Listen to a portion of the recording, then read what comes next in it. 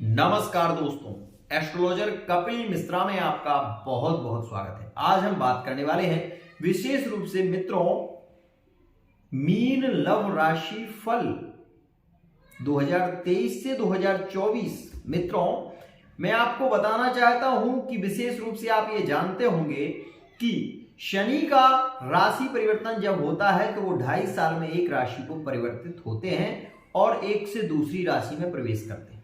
वहीं मैं आपको ये भी बता दूं कि 2.5 साल शनि पीछे चलते हैं, 2.5 साल शनि आगे चलते हैं और 2.5 साल शनि उस राशि पर चलते हैं जिस पर वो बैठते हैं।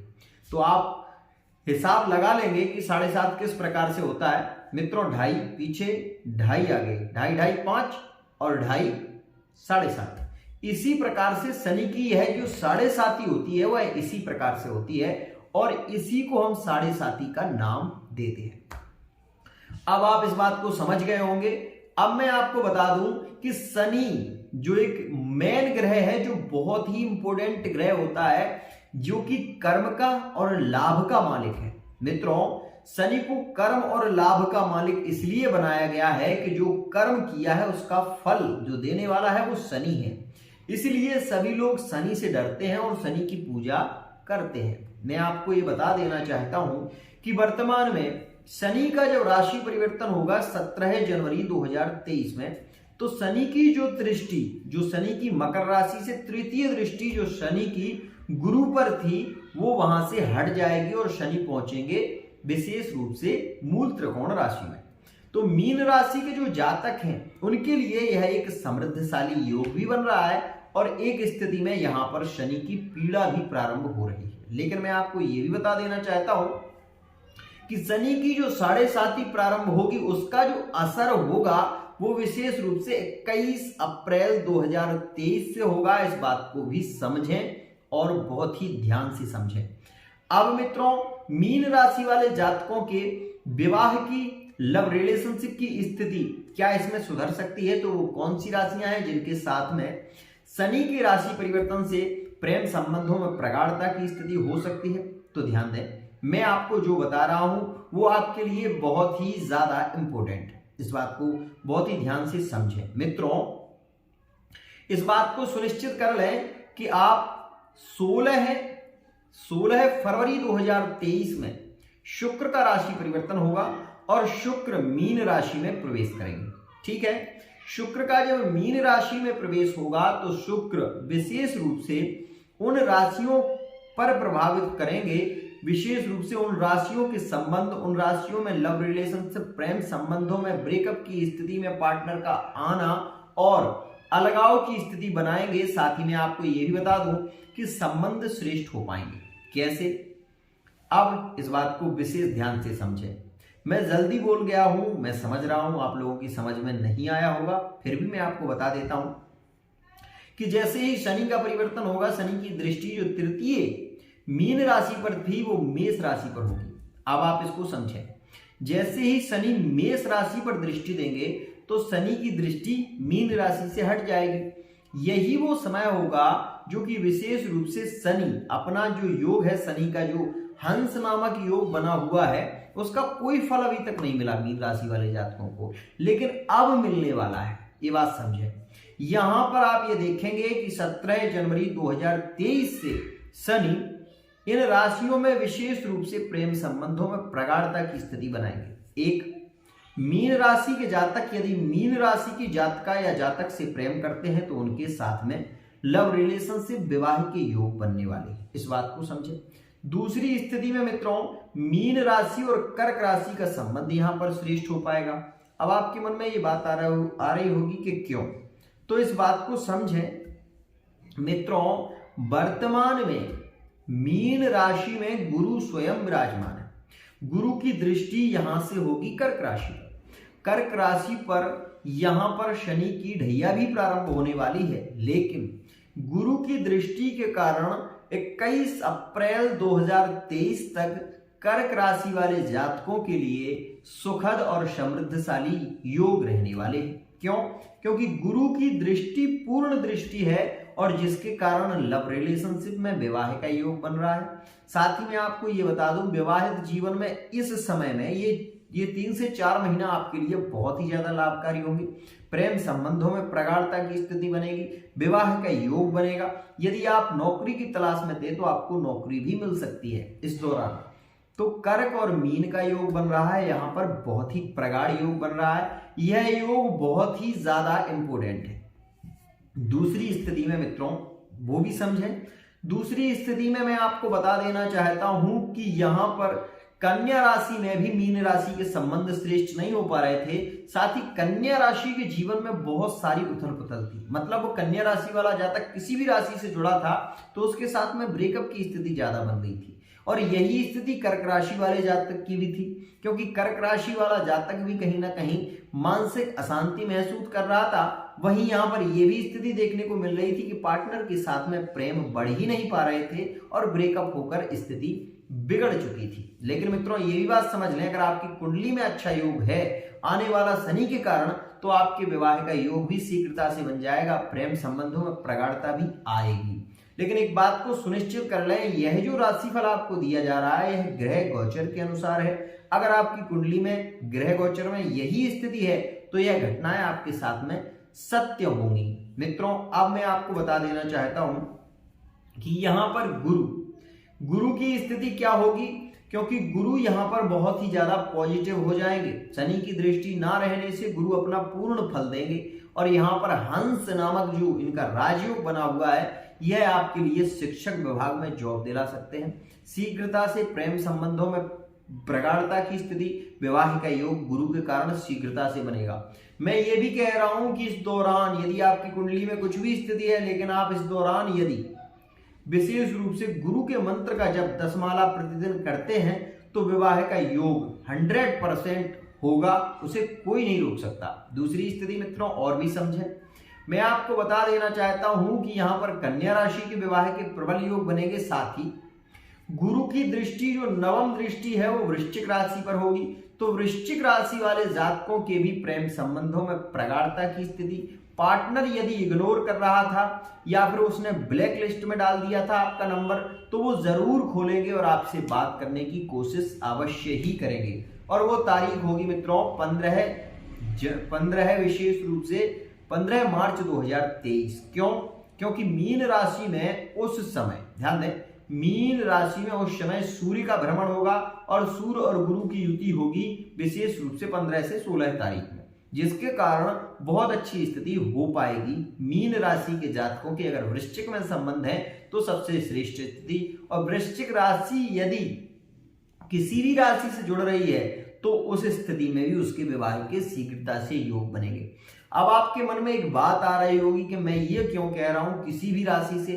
मित्रों गुरु की दृष्टि से दृष्ट राशि अगर किसी भी राशि से जुड़ी हुई है, मान लीजिए मीन राशि का जातक वर्तमान में किसी राशि से जुड़ा हुआ है और आपकी कुंडली में उसका योग चल रहा है, तो ये मान लीजिए 21 अप्रैल से पहले विवाह की अच्छी स्थिति बनेगी, प्रेम संबंधों में प्रगाढ़ता की स्थिति बनेगी, पार्टनर धोखा नहीं देगा। इस बात को भी समझें।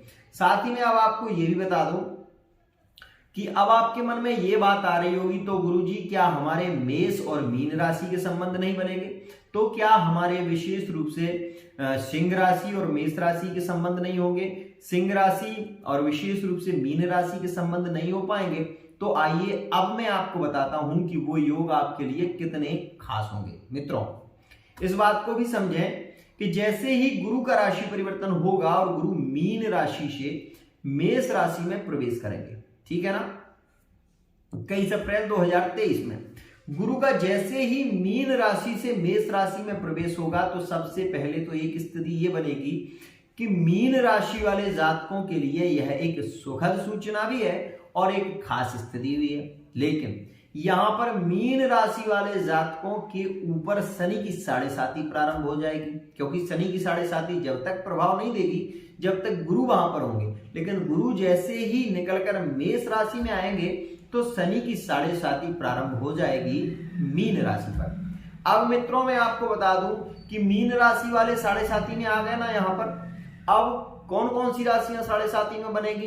तो मित्रों मीन राशि बनी है, मकर राशि बनी है और कुंभ राशि बनी। यह राशियां विशेष रूप से 7.5 से प्रभावित होंगी। यहां पर आप इस स्थिति को भी समझें कि शनि जो है वो विशेष रूप से एकादश भाव में होंगे। और मित्रों यहां पर गुरु आएंगे मेष राशि में। तो सबसे पहले तो आप इस बात को समझ लीजिए कि जो गुरु हैं वो बैठे हैं मंगल की राशि में, और मंगल क्या है, मंगल गुरु का परम मित्र है। इसलिए राहु का जो प्रभाव है वो शून्य हो जाएगा। यहाँ पर राहु अपना प्रभाव नहीं दे पाएंगे। यहाँ पर मंगल और राहु होते तो यहाँ पर अंगारक योग का निर्माण हो जाता, लेकिन यहाँ पर गुरु और राहु हैं, इसलिए गुरु चांडाल दोष तो बनेगा, इसमें कोई शक नहीं है। लेकिन जिन जातकों को ऐसा लग रहा है कि उनकी और मेष और मीन के संबंध में बहुत ज्यादा प्रॉब्लम हो रही है, बहुत ज्यादा प्रॉब्लम बढ़ रही है, तो उन्हें मित्रों विशेष रूप से गुरु के मंत्र का जप करना चाहिए।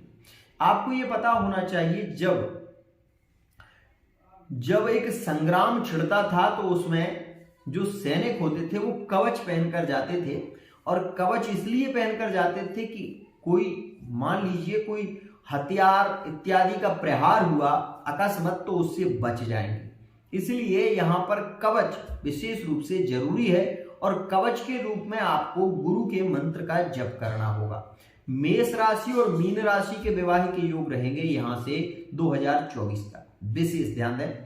तो मेष और मीन के संबंध प्रारंभ हो जाएंगे। यहाँ पर मेष और सिंह के संबंध शीघ्रता से होंगे, और मेष और धनु के संबंध यहाँ पर प्रबल होंगे, इस बात को भी समझें।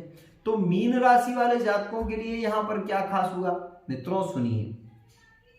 मीन और सिंह के संबंध श्रेष्ठ हो जाएंगे, मीन और धनु के संबंध श्रेष्ठ हो जाएंगे, लेकिन मीन और मेष राशि के विवाह का योग विलंब से होगा। क्यों?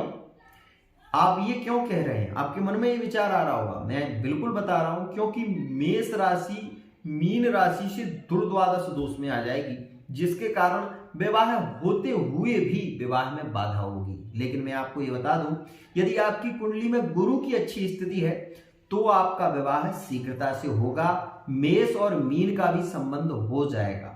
अगर आपकी कुंडली में गुरु मेष राशि में ही स्थित है, या सिंह राशि में स्थित है, या फिर गुरु धनु राशि में स्थित है, तो आप ये मान लीजिए कि मेष राशि और यहाँ पर विशेष रूप से मीन राशि के भी संबंध के योग प्रबल होंगे।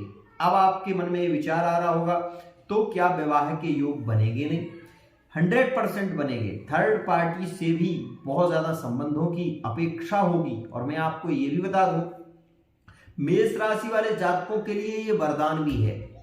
गुरु चांडाल दोष में भी मेष राशि वाले जातक आसमान को छुएंगे, बहुत पैसा कमाएंगे, अपने जीवन का ये जो लक्ष्य बनाकर रखा था वो लक्ष्य को प्राप्त करने में बहुत हद तक गुरु योगकारी होंगे। लेकिन इस बात को भी समझें कि आपकी ही राशि में राहु भी स्थित है, और जो कि गुरु चांडाल दोष बनाता है। चांडाल दोष का सीधा सा मतलब होता है बार बार विवाह में बाधा आना, बार बार आपके कारोबार में रुकावटें आना, बार बार आपके प्रेम संबंधों के बीच में झगड़ों की स्थिति, ब्रेकअप की स्थिति बनना। यह सारी स्थिति राहु के कारण होती है। यदि आपकी कुंडली में राहु 18 अंश का है तो ये समझ लीजिए वो ठीक नहीं है आपके लिए, और वो आपको बहुत ज्यादा पीड़ित करेगा। यदि आपकी कुंडली में राहु 30 अंश का है तो वो शून्य प्रभाव में है। यदि आपकी कुंडली में राहु 11 अंश का है तब भी उसका कोई विशेष बल नहीं होगा, लेकिन गुरु की डिग्री ज्यादा होना चाहिए। गुरु अगर डिग्रीवत बली है तो आप ये मान लीजिए कि आपके विवाह के शीघ्रता से योग होंगे। अब एक बात और,